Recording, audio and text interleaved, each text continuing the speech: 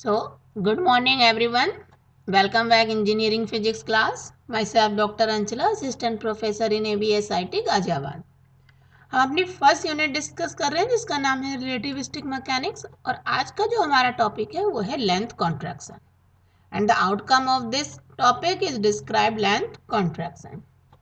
तो सबसे पहले हम अपने टॉपिक का हेडिंग डालते हैं लेंथ कॉन्ट्रैक्शन। सबसे पहले मैं आपको बताती हूँ एग्जाम्पल से कि लेंथ कॉन्ट्रैक्शन होता क्या है। देखिए, जैसे कि हम अभी तक बात करते आ रहे हैं कि हमने दो फ्रेम कंसीडर किए हैं कि फ्रेम एस जो रेस्टिंग फ्रेम है एंड फ्रेम एस प्राइम जो मूविंग फ्रेम है। तो यहाँ पर भी हम वही कॉन्सेप्ट से स्टार्ट करते हैं कि let us consider two frames. एक फ्रेम हम एस कंसीडर कर रहे हैं, दूसरा फ्रेम हम कोई एस प्राइम कंसीडर कर रहे हैं।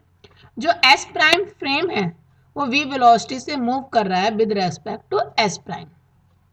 अब सपोज यहाँ पर एक मूविंग फ्रेम में एक कोई रोड रखी हुई है जिस रोड की लेंथ एल नोट है।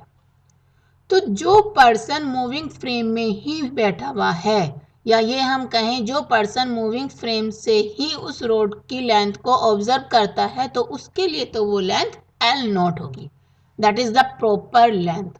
बट जो दूसरा ऑब्जर्वर है जो रेस्टिंग फ्रेम से उस रोड की लेंथ को ऑब्जर्व करेगा तो उसके लिए वो लेंथ कॉन्ट्रैक्ट फील होती है, ठीक है, जिसको बोला जाता है लेंथ कॉन्ट्रैक्शन। तो देखिए इसकी डेफिनेशन देख लेते हैं कि किस तरीके से आपको एग्जाम में इसकी डेफिनेशन लिख कर आनी है। आप हेडिंग डालेंगे लेंथ कॉन्ट्रैक्शन और इसकी डेफिनेशन रहेगी the length of a moving body measured by a stationary observer appears to be contracted in the direction of motion। केवल कॉन्ट्रैक्शन कहाँ पर होता है? In the direction of motion, whereas its other dimensions perpendicular to the direction of motion remains unaffected and this decrease in length of the motion is called length contraction। तो उस contraction को बोला जाता है लेंथ कॉन्ट्रैक्शन। तो अगर हम इसका फॉर्मूला देखें तो फॉर्मूला आपका इस तरीके से होता है कि L equal to L not तो under root 1 minus we square upon C square, जहां पर हम ये इसके नोटेशन लिख दें कि where L equal to where L not तो प्रॉपर लेंथ है एंड जो L है वो इसकी इन प्रॉपर लेंथ है। एंड दूसरी बात ये है कि ये जो फैक्टर है आपका under root 1 minus we square upon C square, इसकी वैल्यू ऑलवेज 1 से कम होती है, जिसके वजह से जब हम इसको एल नोट में इट मीन्स प्रॉपर लेंथ में मल्टीप्लाई करते हैं तो इन प्रॉपर लेंथ की वैल्यू कम हो जाती है। इसका मतलब ये भी है कि जो एल है इन प्रॉपर लेंथ है वो ऑलवेज प्रॉपर लेंथ से कम होगी। ये आपको फैक्टर हमेशा याद रखना है कि इन प्रॉपर लेंथ से कम होती है और हम जनरली प्रॉपर लेंथ को एल नोट से एंड इन प्रॉपर लेंथ को एल से डिनोट करते हैं। तो आइए अब नेक्स्ट इसका हम डेरिवेशन देख लेते हैं कि डेरिवेशन ऑफ लेंथ कॉन्ट्रैक्शन। इसके लिए हमें वही करना है, हमने दो फ्रेम कंसीडर करने हैं। Let us consider two frame of reference S. ये हमने कोई एस फ्रेम कंसीडर करा जिसके हम कोऑर्डिनेट लिख लेते हैं x y and z and this is the origin O. दूसरा फ्रेम हम कंसीडर कर रहे हैं जिसको हम एस प्राइम बोलते हैं और ये फ्रेम वी वेलोसिटी से मूव कर रहा है विद रेस्पेक्ट टू एस। इसके कोऑर्डिनेट लिख लेते हैं हम, एक्सेस लिखे हमने इसके y prime z prime and x prime और ये इसका ओरिजिन है, दिस इज ओ प्राइम। अब सपोज कोई हम एक रोड कंसीडर कर रहे हैं जो मूविंग फ्रेम में रखी हुई है। Moving frame it means S prime और इस एस प्राइम में इस रोड के जो कोऑर्डिनेट हैं ये कोऑर्डिनेट हैं आपके x1 prime and x2 prime, ये हमने यहाँ पर शो कर दिए। इसी तरीके से जो फ्रेम S है उस फ्रेम में इस रोड की जो कोऑर्डिनेट है उनको भी लिख लेते हैं। ये कोऑर्डिनेट आपका x1 एंड दूसरा x2। Clear?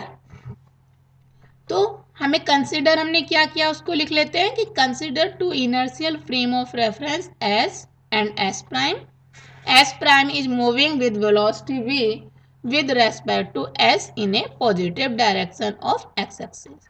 Suppose that a rod is placed in frame s prime along x-axis. If x1 prime and x2 prime be the coordinates of the ends of the rod in frame s prime, और ये जो road रखी है s prime में हमने इसकी length l not मान ली। अब यहां से अगर हम एल नॉट की वैल्यू को देखें तो क्या लिख सकते हैं हम कि L not equal to x2 prime minus x1 prime. This is equation 1। इसी तरीके से हम, जैसे हमने यहाँ पर कोऑर्डिनेट लिखे थे मूविंग फ्रेम में, हम इस रोड के कोऑर्डिनेट s प्राइम में लिख लेते हैं कि if x1 and x2 be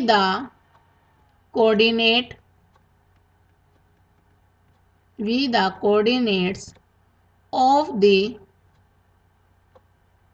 ends of the rod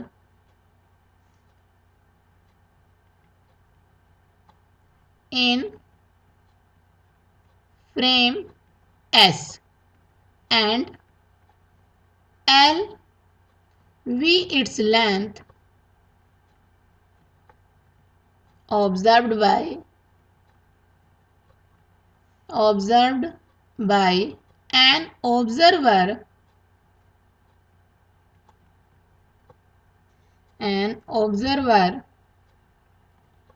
in frame S, then तब हम क्या लिख सकते हैं, क्योंकि हमें कोऑर्डिनेट पता हो गए x1 एंड x2, तो हम l की वैल्यू को लिख सकते हैं l equal to x2 minus x1। This is equation 2। अब यहाँ पर हम अपने लॉरेंस ट्रांसफॉर्मेशन इक्वेशन को यूज कर लेंगे। तो लिखेंगे हम यूजिंग लॉरेंस ट्रांसफॉर्मेशन। हम ऑलरेडी उनको डिस्कस कर चुके हैं लॉरेंस ट्रांसफॉर्मेशन को, तो यहाँ पर हम उनको डायरेक्ट यूज करेंगे। तो वहां से हम क्या लिख सकते हैं, x2 prime equal to x2 minus v t upon under root 1 minus we square upon C square, and x1 prime equal to x1 minus v t upon under root 1 minus we square upon C square. ठीक है, अब इन दोनों values को यहां से उठाकर substitute कर देंगे हम इक्वेशन 1 में। तो हम नेक्स्ट पेज पे लिख लेते हैं, इस सब्स्टिट्यूटिंग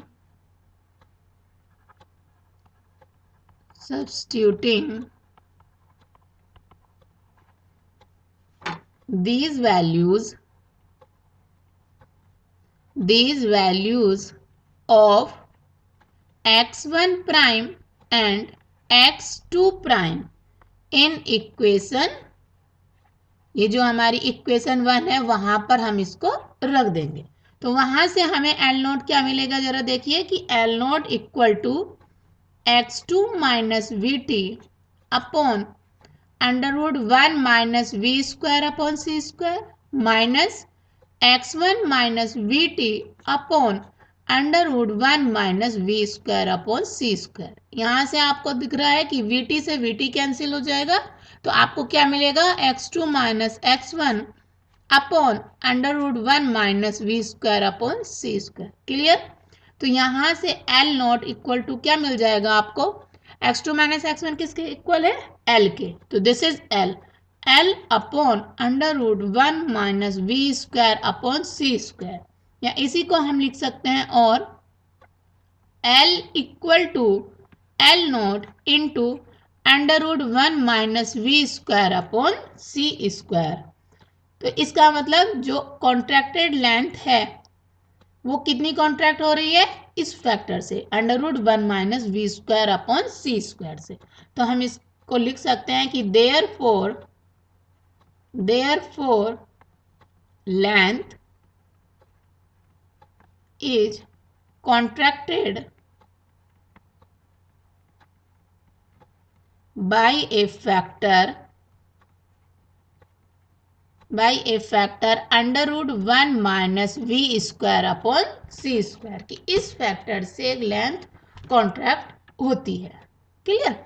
अब यहाँ पर हम इसके इंपॉर्टेंट पॉइंट्स लिख लेते हैं कि इससे हमें क्या रिजल्ट मिल रहे हैं, क्या कॉन्सिक्वेंस आ रहा है। तो हम हेडिंग डाल सकते हैं कि इंपॉर्टेंट पॉइंट्स ये भी जानने आपके लिए बहुत जरूरी है। फर्स्ट पॉइंट क्या है जरा देखिए कि अगर इफ जो फ्रेम है उसकी स्पीड ऑफ लाइट से बहुत कम है। क्लियर। तो ये जो फैक्टर आता है आपका देन वी स्क्वायर अपॉन सी स्क्वायर ये बहुत कम होगा तो इसका मतलब हम इसको नेग्लिजिबल कर सकते हैं, नेग्लिजिबल तो ये जो आपका पूरा फैक्टर बनता है under root 1 minus we square upon C square इसकी वैल्यू बहुत कम हो जाएगी 1 से। तो देयरफॉर जब इसकी वैल्यू 1 से कम हो जाएगी तो ये जो एल है इन प्रॉपर लेंथ वो प्रॉपर लेंथ के बराबर हो जाएगा। ठीक है। अब दूसरा पॉइंट देख लेते हैं। जब वेयर वी जो स्पीड ऑफ जो मूविंग फ्रेम है अगर उसकी स्पीड लगभग कंपैरेबल हो जाए स्पीड ऑफ लाइट के तब क्या होगा, ये जो फैक्टर है under root 1 minus we square upon C square इसकी वैल्यू बहुत कम हो जाएगी 1 से। तो इस केस में देखिए देयरफॉर जो आपका एल है इन प्रॉपर लेंथ वो प्रॉपर लेंथ से कम हो जाएगा। क्लियर। अब तीसरा पॉइंट देख लेते हैं कि अगर मूविंग फ्रेम की स्पीड ऑफ लाइट के बराबर हो जाए तब क्या होगा, जो ये वैल्यू है वी स्क्वायर अपॉन सी स्क्वायर किसके इक्वल हो जाएगी, 1 के हो जाएगी। जब ये 1 के इक्वल हो जाएगी तो वहां से एल की वैल्यू हमें 0 मिल जाएगी जो पॉसिबल नहीं है। ठीक है, विच इज इम्पॉसिबल। तो यहां से आपको क्या मिला कि अगर किसी भी मूविंग फ्रेम की स्पीड जो है वो लाइट की स्पीड के इक्वल कभी भी नहीं हो सकती, उस केस में एल 0 हो जाएगा जो पॉसिबल नहीं है। क्लियर। ये कभी ऐसा नहीं हो सकता कि कोई भी moving frame speed of light से मूव कर सके। तो इस तरीके से हमें ये 3 इंपॉर्टेंट पॉइंट्स मिले। अब लास्ट एक कभी कभी यहाँ पर पूछ लिया जाता है कि प्रॉपर लेंथ की डेफिनेशन लिखिए।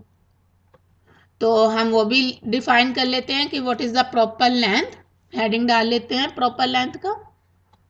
प्रॉपर लेंथ जैसे मैंने आपको एग्जांपल से समझाया कि अगर कोई रोड मूविंग फ्रेम में रखी हुई है तो उस मूविंग फ्रेम में जो ऑब्जर्वर उसको ऑब्जर्व कर रहा है तो उसके लिए वो लेंथ प्रॉपर लेंथ होती है, और दूसरे फ्रेम से जब कोई उस रोड को ऑब्जर्व करता है तो वो उसके लिए इनप्रॉपर लेंथ होती है। क्लियर। तो हम उसी को डिफाइन कर लेते हैं कि द लेंथ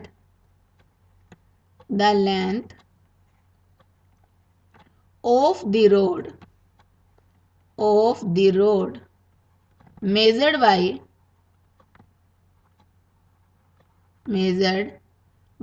an observer